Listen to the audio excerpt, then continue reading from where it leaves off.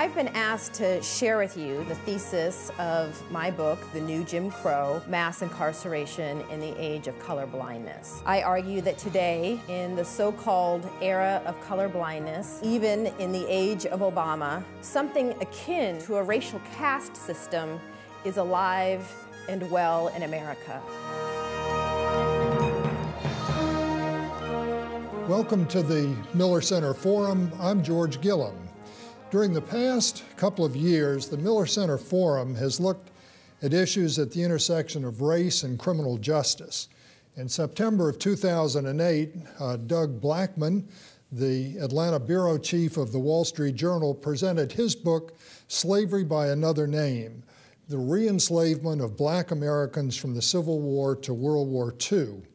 And then in May of last year, novelist John Grisham and victims Ron Cotton and Jennifer Thompson Canino presented Picking Cotton, a story of justice and redemption. And then in March of this year, David Cole of Georgetown Law School spoke here and asked, can our shameful prisons be reformed? So today we're proud to present Professor Michelle Alexander, who will extend that discussion. Michelle Alexander is and has been on the Star Trek throughout her professional career. She was educated at Vanderbilt University and Stanford Law School, where she was elected to the Order of the Coif. She clerked for the judge whose reputation as a star picker is unsurpassed, Abner Mikva of the United States District Court for the District of Columbia Circuit. She next clerked on the U.S. Supreme Court for Justice Harry Blackmun, thence went into private practice, and after that to Bolt Hall at Berkeley, where she began her teaching career. Following a four-year stint at the ACLU, she returned to Stanford and is now at Ohio State University. Her book, The New Jim Crow, Mass Incarceration in the Age of Colorblindness, has attracted wide and favorable attention. Please welcome Michelle Alexander.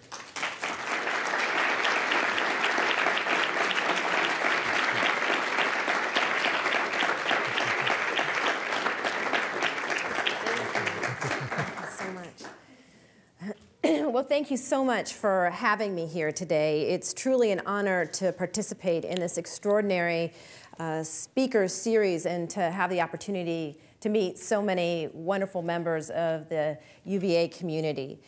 Well, I've been asked to share with you today the thesis of my book, The New Jim Crow, Mass Incarceration in the Age of Colorblindness. And to a large extent, the title speaks for itself. I argue that today, in the so-called era of colorblindness, and yes, even in the age of Obama, something akin to a racial caste system is alive and well in America. The mass incarceration of poor people of color, particularly black men, has emerged as a caste system when specifically designed to address the needs, challenges, fears, anxieties of our current social, economic, and political climate. Now, I fully recognize that this type of claim is difficult for many people to swallow, particularly those who have never spent time behind bars themselves or have been labeled a felon. Indeed, there was a time when I thought these kinds of arguments were counterproductive. I thought those who compared mass incarceration to slavery or mass incarceration to Jim Crow were engaging in exaggerations, distortions, hyperbole, and were doing more harm than good to efforts to reform the criminal justice system and achieve greater racial equality in the United States. In fact, the first time I encountered the idea that our criminal justice system might be functioning like a caste system, I was rushing to catch the bus in Oakland, California, and a bright orange poster caught my eye. It was stapled to a telephone pole, and on it, in large bold print, it read, "The drug war is the new Jim Crow." And I remember pausing for a minute and scanning the text of the flyer, and I saw that a small, radical community group was holding a meeting in a community church several blocks away, and they were organizing to protest California's then new 3 strikes law, the expansion of the prison system, drug law enforcement, and police brutality. And I remember thinking to myself, yeah, the criminal justice system is racist in a lot of ways, but it doesn't help to make such absurd comparisons. People just think you're crazy. And then I crossed the street, hopped on the bus, on my way to my new job as director of the Racial Justice Project for the ACLU in Northern California. Well, when I began my work at the ACLU, I assumed that our criminal justice system had problems of racial bias, much in the same way that all institutions in our society are infected to some degree or another with conscious and unconscious racial bias and stereotypes. So I thought, well, I'll just use the tools that I had developed as a civil rights lawyer litigating employment discrimination cases, and shift those tools to work in the criminal justice system and join with others to root out racial bias wherever and wherever it might rear its ugly head in the criminal justice system. But by the time I left the ACLU, I had come to realize that I was wrong about the criminal justice system. It's not just another institution in our society infected with racial bias, but a different beast entirely. The activists who posted that sign on the telephone pole weren't crazy, nor were the smattering of lawyers and activists around the country that were beginning to connect the dots between mass incarceration and earlier forms of racial control. Quite belatedly, I came to see that mass incarceration in the United States truly has emerged as a stunningly comprehensive and well-disguised system of racialized social control analogous to Jim Crow. I state my basic thesis in the introduction where I write, "What has changed since the collapse of Jim Crow has less to do with the basic structure of our society than the language we use to justify it. In the era of colorblindness, it is no longer socially permissible to use race explicitly as a justification for discrimination, exclusion, and social contempt. So we don't. Rather than rely on race, we use our criminal justice system to label people of color criminals and then engage in all the practices we supposedly left behind. Today, it is perfectly legal to discriminate against criminals in nearly all the ways in which it was once legal to discriminate against African Americans. Once you're labeled a felon, the old forms of discrimination, employment discrimination, housing discrimination, denial of the right to vote, exclusion from jury service, suddenly legal. As a criminal, you have scarcely more rights and arguably less respect than a black man living in Alabama at the height of Jim Crow. We have not ended racial caste in America. We have merely redesigned it." Now, I reached this conclusion very reluctantly, but after years of working on issues of racial profiling, drug law enforcement in poor communities of color, police brutality, and attempting to assist formerly incarcerated people, quote unquote, re-enter into a society that never seemed to have much use for them in the first place, I had a series of experiences that began what I call my awakening. I began to awaken to a racial reality that is so obvious to me now that what seems odd in retrospect is that I had been blind to it for so long. Here are a few of the facts that I uncovered in the course of my research that I describe in the book. More African American adults are under correctional control today, in prison or jail, on probation or parole, than were enslaved in 1850, a decade before the Civil War began. In 2004, more black men were disenfranchised than in 1870, the year the 15th Amendment was ratified, prohibiting laws that explicitly deny the right to vote on the basis of race. Now, of course, during the Jim Crow era, poll taxes and literacy tests kept African Americans from the polls. But today, Felon disenfranchisement laws accomplish what poll taxes and literacy tests ultimately could not. A black child born today reportedly has less of a chance of being raised by both parents than a black child born during slavery. This is due in large part to the mass incarceration of black men.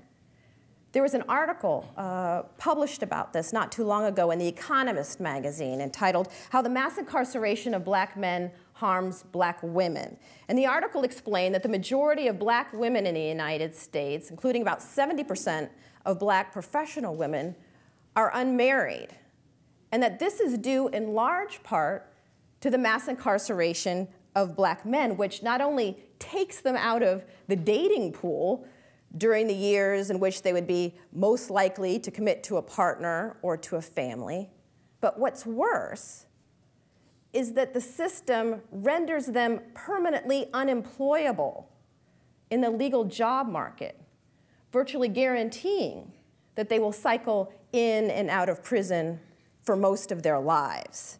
In this way, mass incarceration has devastated black families to a degree comparable to slavery.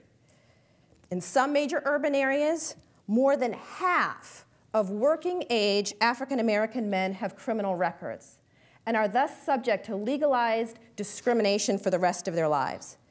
In fact, it was reported in 2004 that in Chicago, if you take into account prisoners who are typically excluded from poverty statistics and unemployment statistics, greatly inflating the sense of black well-being in the United States. But if you take into account prisoners, nearly 80% of working-age African-American men had criminal records.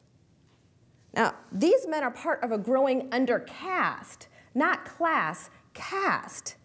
They are permanently locked into an inferior second-class status by law and custom. Now, I find that when I tell people today that I think mass incarceration is a new caste system or a new Jim Crow, I'm frequently met with shocked disbelief. People say, how can you say that?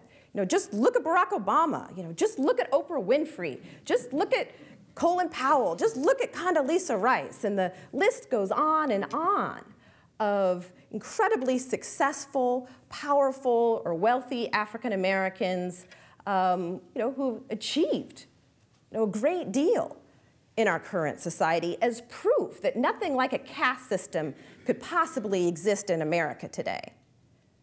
But no caste system in the United States has ever governed all African Americans.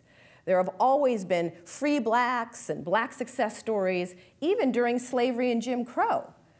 During slavery, there were some black slave owners. Not many, but some. And during Jim Crow, there were some black lawyers and black doctors.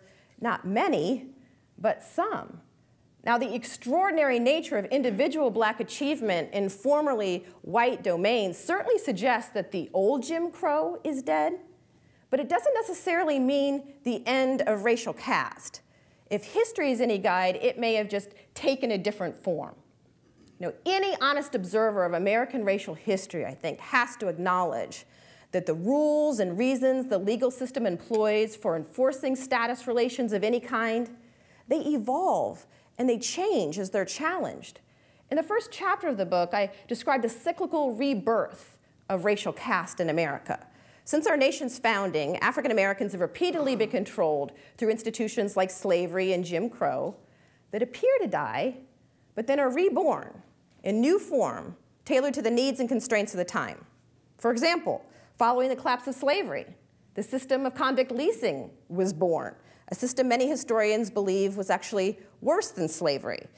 After the Civil War, black men were arrested by the thousands for minor crimes like loitering and vagrancy, sent to prison, and then leased to plantations. The idea was that they were expected to earn their freedom, but the catch was they could never earn enough to pay back the plantation owner the costs of their clothing or shelter to plantation owner satisfaction. So they were effectively re-enslaved, often for the rest of their lives. Douglas Blackmun, who was here a couple of years ago, wrote an excellent book on this subject entitled Slavery by Another Name. Well, today, I believe the criminal justice system has been used once again in a manner that effectively recreates caste in America. For those who find that claim difficult to swallow, consider the facts. Our prison system has quintupled, not doubled or tripled, but quintupled, for reasons that have stunningly little to do with crime.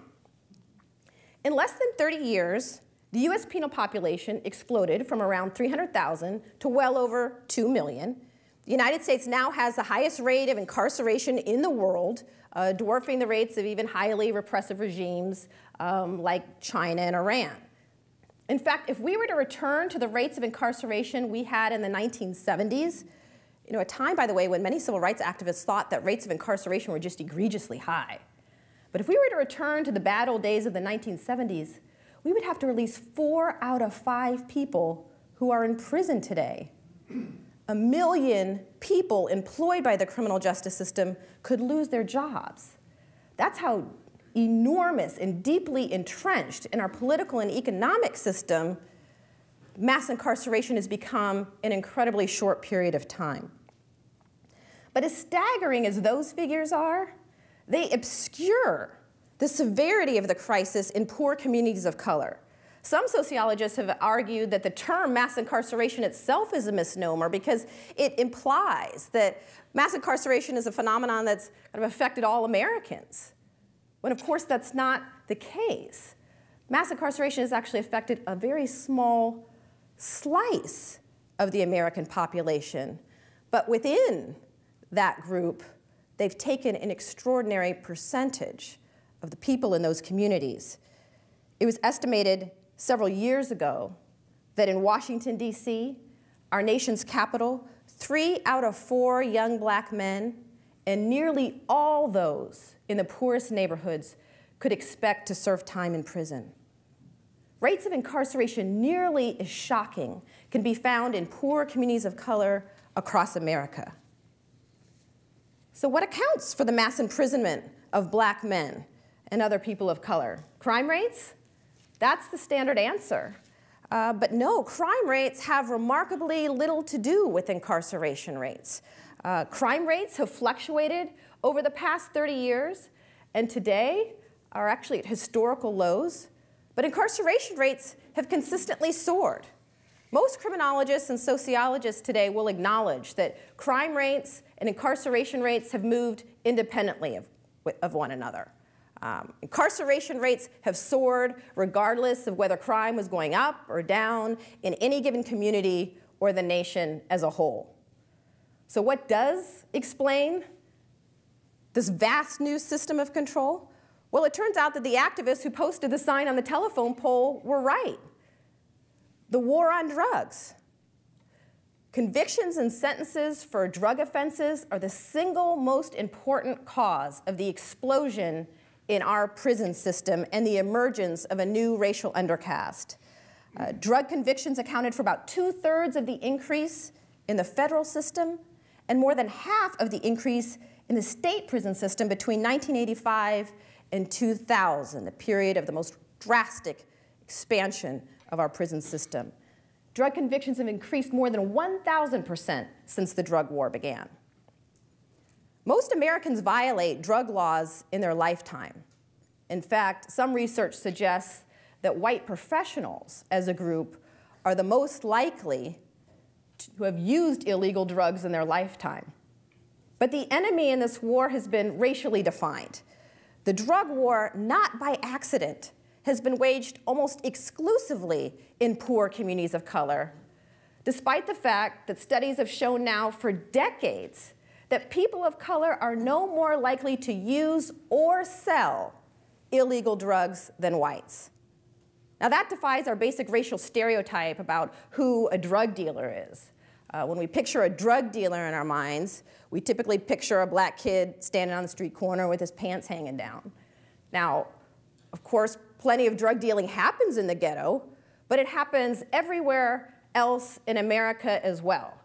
It turns out that drug markets, much like American society generally, are relatively segregated by race. Black folks tend to sell to black folks, whites to whites, Latinos to each other. University students sell to each other. A kid who lives in rural Kansas doesn't drive to the hood to get his marijuana or his cocaine or his meth. He gets it from someone most likely of the same race down the road. In fact, studies have indicated that white youth are more likely to engage in illegal drug dealing than black youth. But that's not what you would guess by taking a peek inside our nation's prisons and jails, which are overflowing with black and brown drug offenders. In some states, African Americans have constituted 80 to 90% of all drug offenders sent to prison.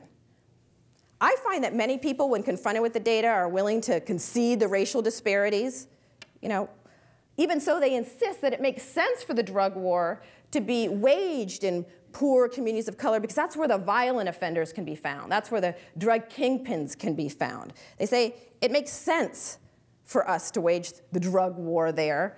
And many think that the war on drugs was declared in response to the crack epidemic and the associated violence. For a long time, I believed that too, but it's not the case.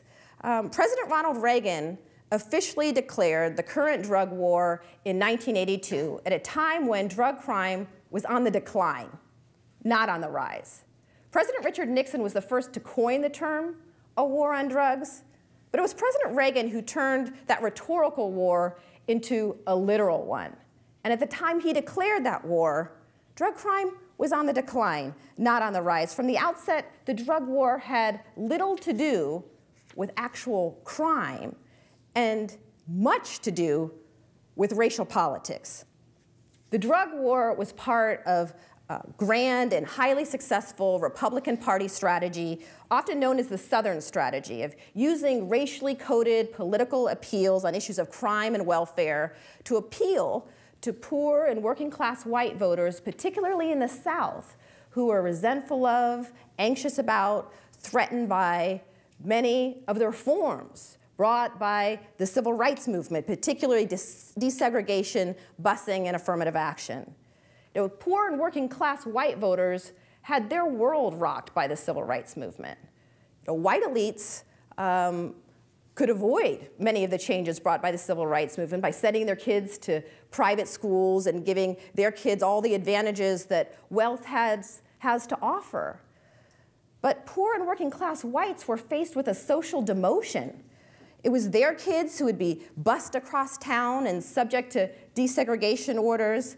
It would be their kids and themselves who would be forced to compete with this whole new group of people on equal terms for decent jobs and educational opportunities, a group of people they had been taught their whole lives to believe were inferior to them. Affirmative action, busing, desegregation created an understandable feeling of vulnerability and fear among a group of people who are already struggling for survival. And Republican Party strategists found that thinly veiled promises to get tough on crime and welfare and get tough on them, a group of people not so subtly defined in the media and political discourse as black and brown, could be hugely successful in persuading members of the Democratic New Deal coalition to defect from the Democratic Party and join the Republican Party in droves. In the words of H.R. Haldeman, President Richard Nixon's former chief of staff, he's been quoted as saying, quote, "The whole problem is really the blacks. The key is to devise a system that recognizes this while not appearing to," end quote. Well, they did. A couple years after the drug war was announced, crack cocaine hit the streets, first in Los Angeles, and later began to spread to inner city communities across America. And the Reagan administration seized on this development with glee, actually hiring staff whose job it was to feed stories to the media of crack babies, crack dealers, the so-called crack whores, and crack-related violence. The goal was to make inner-city crack use and abuse a media sensation, the hope of bolstering public support for the war and ensuring that millions of more dollars would be channeled into the fight. The plan worked like a charm. Almost overnight, our television sets were saturated with images of black and brown drug users and dealers for more than a decade. Black-related crime dominated the evening news and forever changed our conception, our racial conception, of who drug users and dealers are and what should be done with them. Once the enemy in the war became racially defined, a wave of punitiveness washed over the United States. And state legislators, as well as those in Congress, began competing with each other to prove who could be tougher on them by passing ever harsher drug laws and sanctions against those who were deemed drug offenders. And Democrats sought to prove that they could be even tougher than their Republican counterparts in the war on drugs. In fact, it was President Bill Clinton who presided over the most dramatic increase in black imprisonment in the United States. He escalated the drug war far beyond what his Republican predecessors ever dreamed possible, all in an effort to use the get tough rhetoric that had been so successful in appealing to poor and working class whites to win back those Reagan Democrats, those white swing voters who had been so tempted and persuaded by that rhetoric. But perhaps the biggest myth about the drug war is that once it was waged, it's been focused on rooting out violent offenders or drug kingpins. It's not true. Federal funding has flowed to those state and local law enforcement agencies that boost dramatically the sheer number of drug arrests. It's a numbers game. What gets rewarded in this war is not bringing down the bosses or the most violent offenders. No, federal funding flows to those state and local law enforcement agencies that boost the sheer numbers of drug arrests, guaranteeing that law enforcement agencies will sweep poor communities of color for the so-called low-hanging fruit. To make matters worse, drug forfeiture laws allow state and local law enforcement agencies to keep for their own use 80% of the cars, cash, homes that they seize from suspected drug offenders, thus granting law enforcement a direct monetary interest in the profitability of the drug market itself. And the results have been predictable. As a result of these mass sweeps and stop and frisk operations and highway drug interdiction programs, people of color have been rounded up en masse for relatively minor, nonviolent drug offenses. The Sentencing Project reported in 2005, for example, that 4 out of 5 drug arrests are for possession, only 1 out of 5 for sales. Most people in state prison for drug offenses have no history of violence or major selling activity. In fact, during the 1990s, the period of the greatest expansion of the drug war, nearly 80% of the increase in drug arrests were for marijuana possession, a drug that is now widely believed to be less harmful than alcohol or tobacco, and at least, if not more prevalent, in middle-class white communities and on college campuses and universities as it is in poor communities of color.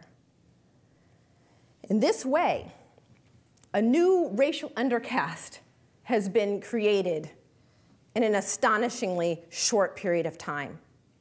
In poor ghetto communities, young kids of color are shuttled from their decrepit, underfunded schools to high-tech new prisons by the thousands for engaging in precisely the same kind of drug activity that is ignored on the other side of town. Millions of people of color are now saddled with criminal records and legally denied the very rights that were supposedly won in the civil rights movement. And the US Supreme Court, for its part, has basically turned a blind eye to race discrimination in the criminal justice system. As I describe in some detail in the book, the Supreme Court has effectively closed the courthouse doors to claims of racial bias at every stage of the criminal justice process, from stops and searches to plea bargaining and sentencing. Law enforcement officials are largely free to discriminate on the basis of race, so long as no one admits it. That's the key. In McCleskey versus Kemp and Armstrong versus the United States, the court ruled that only evidence of conscious, intentional bias, tantamount to an admission,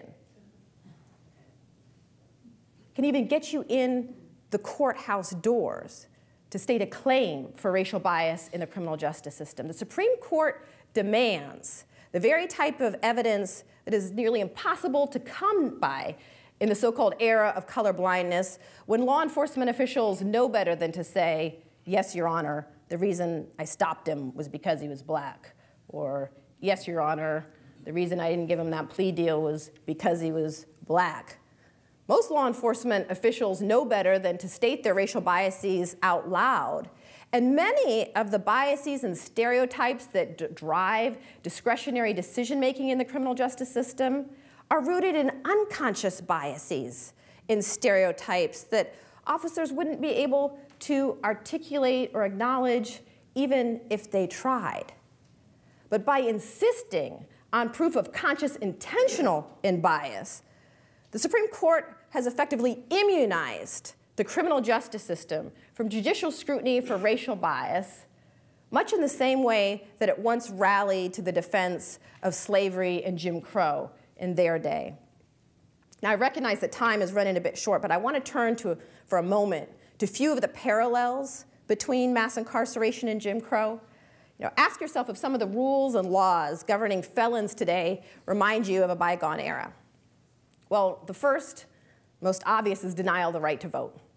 48 states and the District of Columbia deny prisoners the right to vote. Of course, this isn't the case in many European democracies, where prisoners are not only allowed to vote, but voting drives often occur in prisons. But here in the United States, we seem to take the idea of democracy a little less seriously, and people can be denied the right to vote not only in prison, but upon release. In the United States, it's perfectly permissible to deny a person the right to vote for a period of years or their entire lives once they've been released from prison. Nationwide, about 1 in 8 black men are either temporarily or permanently disenfranchised as a result of felon disenfranchisement laws. Exclusion from jury service. One hallmark of the Jim Crow era was the systematic exclusion of blacks from juries. Well, today, those labeled felons are deemed ineligible for jury service for the rest of their lives. To make matters worse, if you've ever had a negative experience with law enforcement, you can be removed from a jury for cause. Now, good luck finding many African American men, particularly in poor communities of color, who have not yet had a negative experience with law enforcement when justify their exclusion from a jury. The all-white jury has had a roaring comeback in many areas of the country that are racially diverse because so many African Americans have been branded felons or subject to police harassment and the tactics of this new caste system. Employment discrimination, perfectly legal. Employment discrimination against felons is absolutely routine. In one survey, about 70% of employers said they would not even consider hiring a drug felon. What do you mean consider? That application is going straight to the trash. Applications ranging from jobs at Burger King to accountant routinely ask whether applicants have ever been convicted of a felony and discriminated against them. Most states also deny a wide range of licenses, professional licenses, to people branded felons. In some states, you can't even get a license to be a barber or a manicurist if you've been labeled a felon. Housing discrimination, perfectly legal. Public housing projects as well as private landlords, free to discriminate against those deemed criminals. In fact, those labeled felons are automatically excluded, are barred from public housing for a minimum of 5 years and may be legally discriminated and excluded from public housing for the rest of their lives. Public benefits. Discrimination in public benefits, perfectly legal. In fact, if you're a drug felon, you're deemed ineligible for federally funded food stamps for the rest of your life. Now, thankfully, some states have opted out of the lifetime ban, but most people convicted of drug offenses in the United States find that they can't even get food stamps if they're sick, hungry, no matter how poor they are, because they were once caught with drugs. What do we expect folks released from prison to do? Can't get a job, you're barred from housing, you're deemed ineligible for food stamps. What do we expect folks to do? What we expect them to do is to pay hundreds or thousands of dollars in fees, fines, court costs, accumulated back child support, and in a growing number of states, the cost of your imprisonment. And then get this, even if you're one of the lucky few who actually managed to get a job following release from prison, up to 100% of your wages can be garnished. To pay back all those fees, fines, court costs, accumulate back child support, the cost of your imprisonment. What do we expect folks to do? What is the system designed to do? It seems designed to send people right back to prison, which is what in fact happens about 70% of the time. About 70% of people released from prison return, are rearrested within 3 years, and the majority of those who return do so in a matter of months, because the challenges associated with mere survival on the outside are so immense. But as bad as all those formal barriers to political and economic inclusion are, many people labeled criminals or felons find the stigma the hardest to bear. It's not just the denial of the job, but the look that flashes across the employer's face when he sees that box has been checked. No, it's not just the denial of public housing, but it's the shame you experience of having to beg your grandma for a place to sleep at night.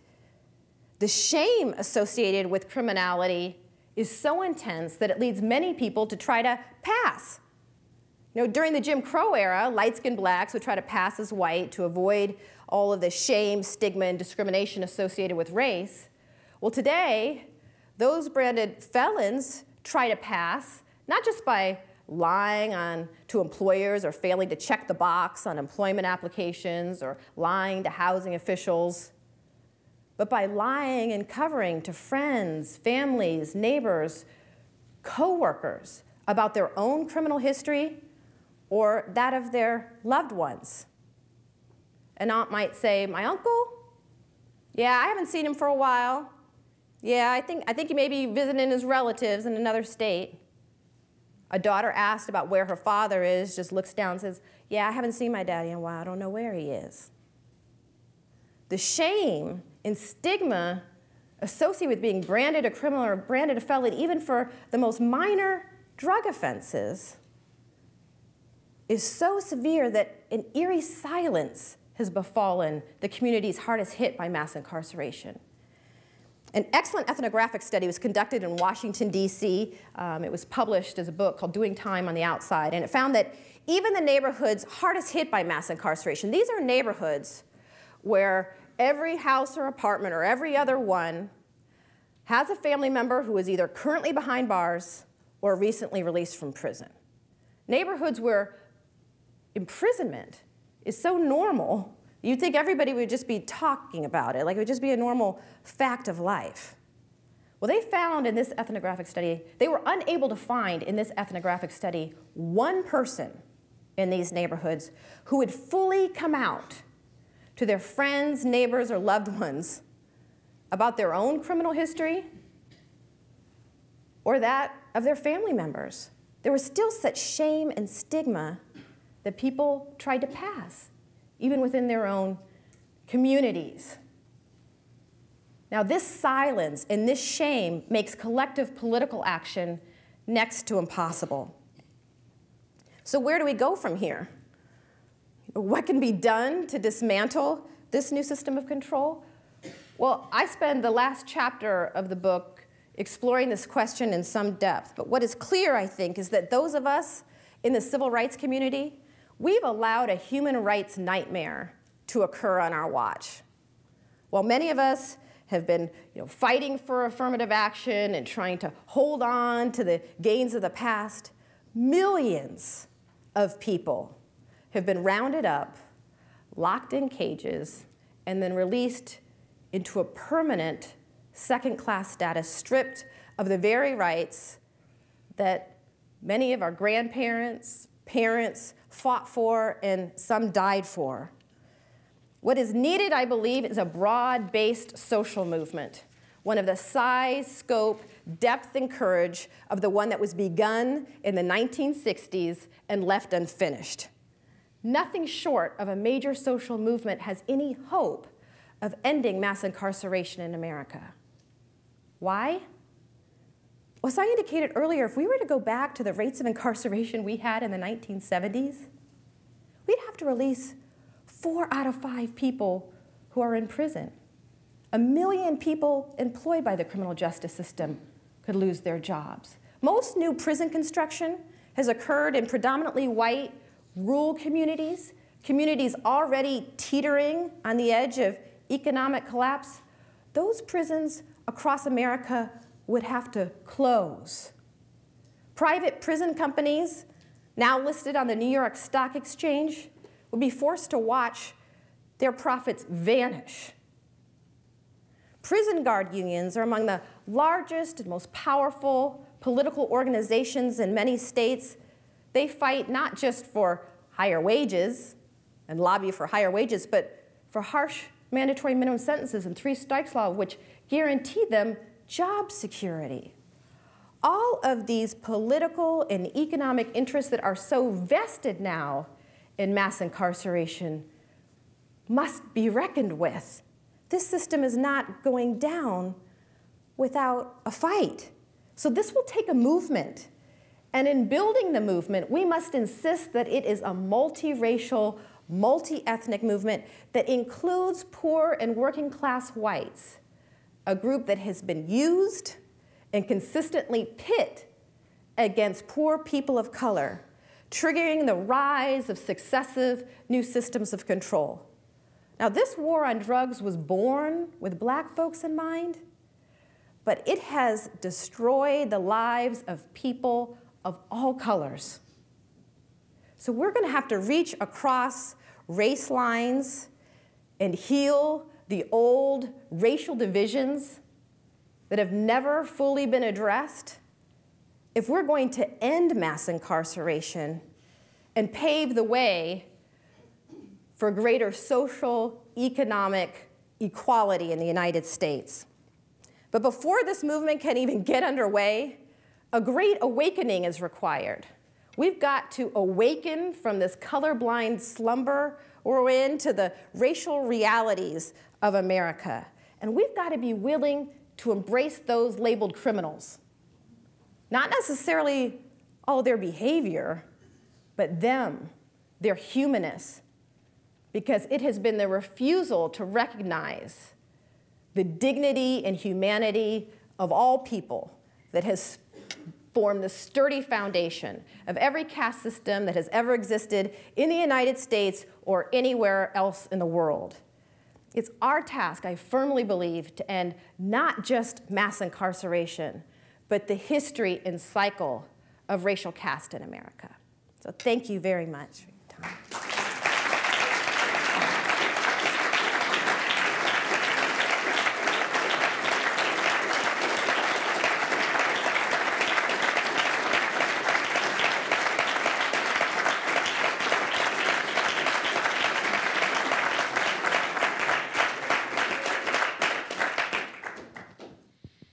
I think you've touched some people. We had, 2 years ago, a former chief of police who runs a national organization of police chiefs that recognize many of the problems that you've described and are advocating for the legalization of weed and other controlled drugs that presently are the subject of a lot of these enforcement actions. So there are some who we would think of as on the conservative right who agree with your argument. a lot of people are also waking up to the notion that there is an enormous public cost to incarceration of all these people. There are states whose budgets are being busted by the costs of maintaining these prisons. And so the economic issue is starting to come into focus. I'm wondering how some of the people who are basically for small government and who are worried about the costs of these enforcement actions, like the Tea Party groups, are reacting to your mission. Put in sort of blunt, bold strokes, is Sarah Palin on your side? I don't know. I hope someone asks her. But, you know, it's an interesting question. There are many reformers who believe today that the current economic crisis creates an enormous opportunity for reform. And more than 24 state legislatures have already scaled back harsh mandatory minimum sentences for minor drug offenses and provided early release for nonviolent drug offenders in an effort to control costs. Mass incarceration has proved extraordinarily expensive, and some states, like California, are on the edge of insolvency in major part because they have gone on this prison building boom and been unable, given the costs of prison, to support basic public services, including their education system. The Heritage Foundation, on the eve of the midterm elections, released a report calling for a whopping $434 billion to be cut from the federal budget. And among the cuts they proposed were cutting the Office of National Drug Control Policy and essentially wiping out the Edward Memorial Byrne grants that have funded drug task force and been the fuel for the drug war. And so there is kind of a growing optimism that perhaps the economic crisis might lead to a meeting of the minds among progressives and conservatives that mass incarceration is too expensive and perhaps one of the worst examples of big government. But I'm not as optimistic. I'm not as optimistic. And part of the reason is that all of the invested interests I described earlier are going to rally to defend this system. And when they do so, they're not going to argue that millions of poor people of color, should be locked up so that other people can have jobs and make a good return on their private investments. No, they won't argue that out loud. They won't say those things out loud. Instead, I think we will see a return to many of the same old themes about why we need to be tough on them, why they shouldn't be given free passes.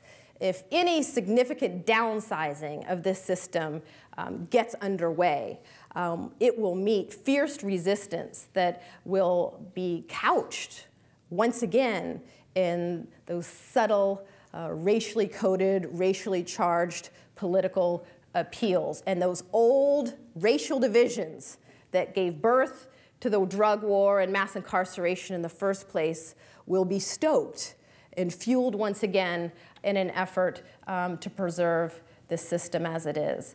So I think it's important for us to point out what a colossal waste of money the drug wars has been. USA Today reported not so long ago that as much as $1 trillion has been spent on the war on drugs, with very little to show for it beyond millions of people in prison and branded felons. So it has been a colossal waste of money, but ultimately the movement that must be built has to be grounded in an effort to heal those racial divisions that gave rise to the system in the first place and to build a more compassionate and just public response to the experiences of folks locked in poor ghetto communities today. Professor Alexander, that was a very powerful presentation. I wonder if you've got some comments on the news report this week about Justice Stevens' comments on the disproportionality of the imposition of the death penalty upon convicts of color, and why it has pushed him to take a position against the death penalty. Yes, I was thrilled to see Justice Stevens speaking so openly and candidly about the bias in the death penalty, the administration of the death penalty, as well as so many of the practical barriers to ensuring that the death penalty is ever administered in an even-handed or just fashion. I clerked for Justice Blackmun the year that he announced his death penalty dissent in Callens v. Callens, basically saying that he would, promise to dissent from all capital, the upholding of all capital executions. And he kind of famously said, "I shall no longer tinker with the machinery of death," saying that the system was hopelessly broken. That was his last year on the court.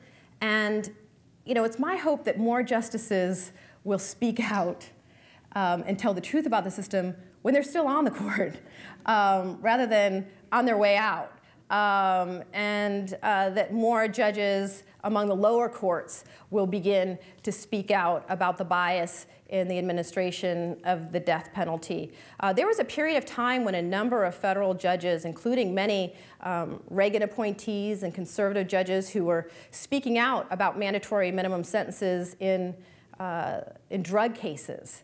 And a couple even resigned from the federal bench because they felt they could no longer be party to so much cruelty in sentencing minor drug offenders to decades in prison or perhaps the rest of their lives. So it can make a difference when federal judges speak up and speak out courageously, and I hope more will do it while they're still sitting on the bench rather than on their way out. Can you give us your thoughts, please, on the medical marijuana movement, if it can be called a movement? It seems fairly widespread that in some form that drug will be legalized, perhaps narrowly, but do you think this is going to spread? And if it did, would it have any effect on mass incarceration? Well, the legalization of marijuana for medical purposes, I don't think is likely to put a huge dent in the incarceration rates that we see, particularly in poor communities of color. But I hope that we as a nation will seriously consider whether it makes sense for us to put people in literal cages who are suffering from drug abuse or drug addiction at all. Not every bad thing ought to be criminalized. Adultery is a bad thing, and it's illegal in many parts of the world. But it ought not to be criminalized.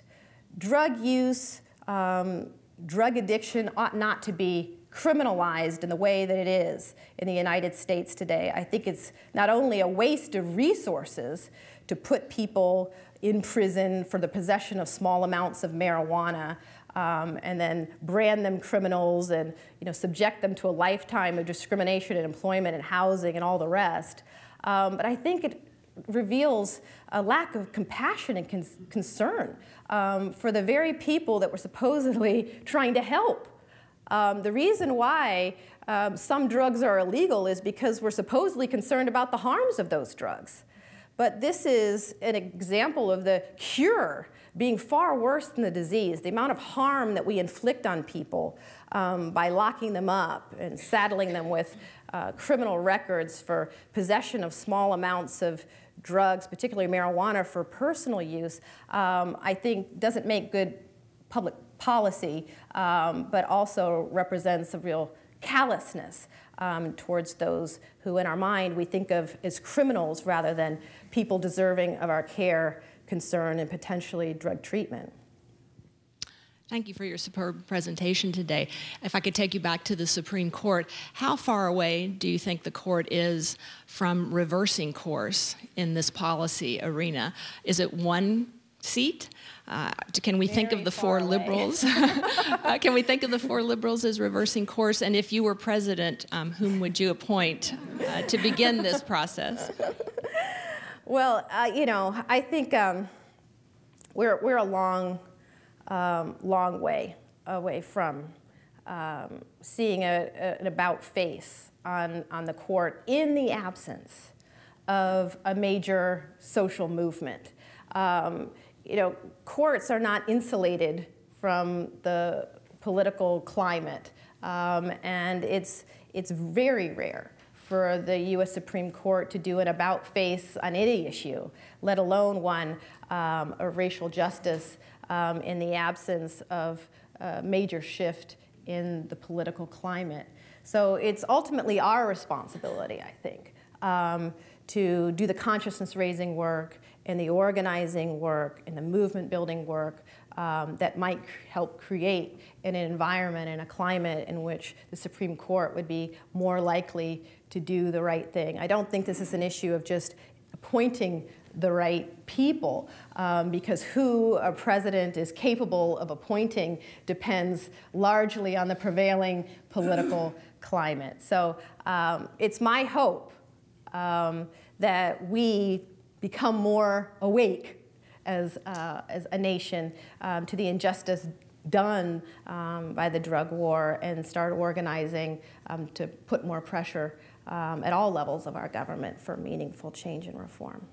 Thank you, Dr. Alexander, for the work that you've done in helping us to understand better what's been going on over the years.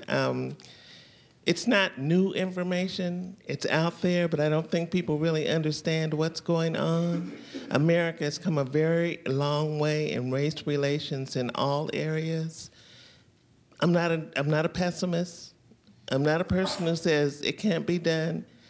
But I think this is one area, like you say, there's the monetary effort of keeping people employed, legislation and all those things. It take another half a century just to get started. I don't even know where we would begin. I don't think people believe it's real. Well, one of the reasons I wrote this book is to help persuade people that it's real.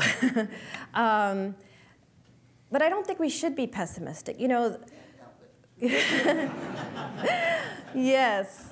No, it's difficult. It's difficult to keep the seeds of optimism alive. But, you know, there was a time, you know, not long before Jim Crow was brought to its knees, that civil rights activists were being told there's no way Jim Crow will ever end in the South. And there were many, even within the black community, who were strongly resistant to organizing in the civil rights movement, believing it was a futile endeavor and that it would take, you know, decades and the end of Jim Crow would never happen in their lifetimes. And I think that what we have seen through history is that when people come together and are determined to make a change in our democracy, we can succeed. But it takes a level of determination and a level of sacrifice and commitment that isn't currently evident. But that doesn't mean that it's impossible or that it can't be cultivated. And so that's why I firmly believe that consciousness raising and this process of awakening is a necessary prerequisite to the kind of organizing and movement building, which I don't think is pie in the sky. And when you say, where do we begin? You begin where you are, in your community, in your school, in your neighborhood, raising awareness around these issues, organizing forums and study groups, and picking an issue relevant to your community to begin organizing around. So, you know, it may well be that, you know, in your state, or your community, that it's harsh mandatory minimums that you are most committed to organizing around, or it could be felon disenfranchisement laws, or the ban on food stamps for people who are convicted of drug offenses. Whatever the issue is, to begin organizing and doing so in a way in which you make clear that we're not organizing just for reform of this one particular law. We are organizing for an end to mass incarceration. And this kind of organizing work can become contagious. And I hope that people will take seriously the idea that movement building is possible. It's not something that should be dismissed as unlikely to happen in our lifetimes. Dr. Alexander, I just would like to gently challenge the relation between all of what you've described and pure racism by asking a hypothetical question I hope you'll answer. The question would be, if we would decriminalize everything having to do with drugs, with the exception of manufacture and selling, and if we would completely restore all appropriate rights to people when they leave prison, which I firmly am in favor of, and both of these are theoretically possible, what do you think the effect would be? Well, first, I hope that I make myself clear that I am not arguing that this system of mass incarceration has emerged from kind of pure racism in kind of the old-fashioned sense. And so I think often when people use the term racism, or when it's used, people kind of imagine kind of the old-style racists and water hoses gunning kids down. And I think that, you know, our association of the term racism with the most egregious examples of racial bigotry and bias can get in the way of acknowledging how unconscious and conscious forms of bias can permeate institutions and animate public debate and policy. Mass incarceration is traceable to a political movement that was exploiting racial divisions and anxieties. And once the drug war got started, a whole host of interests found that they could profit. So, you know, there's a wide range of motivations, political motivations, economic motivations, and range of racial intent that has given rise to this new system. And I'm not arguing here for legalization of all drugs across the board. I think we should have an open discussion and debate in this country about you know, the potential benefits of decriminalizing some or many drugs. You may have seen a report that was recently described in the New York Times, I think just yesterday, where Portugal legalized all drugs across the board, and it's now been reported 10 years later after this drug legalization experiment that drug use is not up dramatically. Drug use and abuse among youth has actually declined. Drug-related crime is way down. And so there are examples in other countries where legalization or decriminalization has produced real benefits. And so I do think that if we were to decriminalize some drugs and end all forms of discrimination against people released from prison, that we would go a very long way towards ending this system of control. Now, some argue that if you end mass incarceration, you know, a new system of racial control will emerge. And I do think that that is likely if we fail to reckon with the racial divisions and anxieties that gave rise to the system in the first place. Amen. Hi. War on drugs is obviously an arbitrary term. What's the concern about war on terrorism taking over war on drugs and dedication towards African Americans who can be described or even associated with Muslim or Islam countries as incarcerated? I'm not sure I can fully understand your question. I guess I'm just asking, is there any concern about war on terrorism, a new way of control from drugs to terrorism to control the incarceration of African Americans?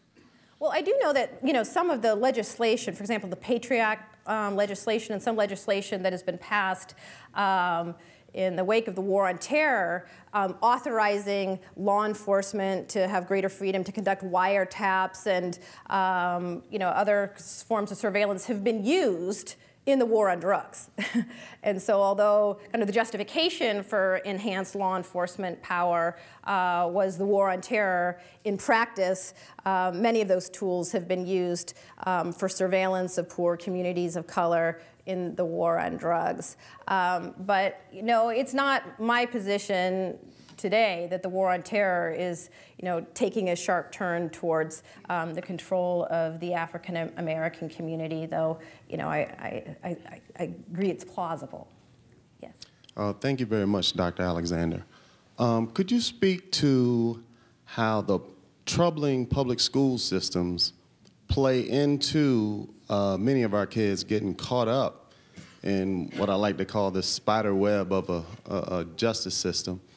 And my second question would be, you had mentioned earlier how, you know, it took you a while to come around to this, I guess, epiphany. How or why do you think it took that time? And, you know, did it have to do with, you know, maybe your upbringing and maybe the school system that you were privy to go to and participate in, and how you think, you know, that all affected it? Well, a couple of things. One is, I don't spend a lot of time in my book talking about the failures of our public education system in urban communities because one of the points I'm trying to make here is that youth of color are being arrested and incarcerated at staggering rates for engaging in precisely the same kinds of crimes and criminal activity that, you know, relatively privileged white kids engage in all the time. I think there's this tendency for us to believe that it's because these kids go to bad schools that they're acting up so much more than the white kids, and that's why there's so many more of them to be found in our prisons and jails. But if you take a look at, you know, how incarceration in the United States has unfolded, the majority of the increase in our prison population has been driven by the arrest, prosecution, incarceration for primarily nonviolent offenses and drug offenses, minor drug offenses, the same kinds of crimes that occur with roughly equal frequency in white communities but get ignored. So mass incarceration can't be explained by poor schools. Now, it's certainly true that crime, to some extent, can be explained by joblessness and the lack of meaningful educational opportunities, but crime doesn't explain mass incarceration. And that's, I think, a link that people, you know, inevitably make, that crime rates explain mass incarceration, so we should fix our school systems and focus on job creation to reduce crime, and that'll reduce mass incarceration. We can reduce crime and still have an increase in imprisonment if a drug war rages on that targets poor communities of color. Now, that said, I absolutely believe that improving our schools should be a top priority. You know, there was a time when you could graduate from high school or not even graduate from high school and still get a decent job. You know, as recently as, you know, the 1970s, most black men held industrial jobs and could support themselves or a family without even a high school education, much less a college education. Well, that economy no longer exists. And a dramatic change has occurred in the structure of our economy, making it, you know, the thousands of kids who drop out of school or don't graduate from college, you know, at risk, not only for crime, but for being easy targets for mass incarceration. The change in our economy has rendered black men disposable, you know, no longer needed to pick cotton in the fields or labor in factories. Black men are no longer viewed as essential to the functioning of the U.S. economy. And so, you know, improving our schools and, you know, creating jobs and economic investment in ghetto communities is essential to ensuring that those young men have a future beyond a prison cell. Michelle Alexander will be signing copies of her book, which we'll be offering for sale in the lobby. As many of you know, we conveniently place it so you cannot exit the building without tripping over it. It's a good book. Please join me in thanking Michelle Alexander.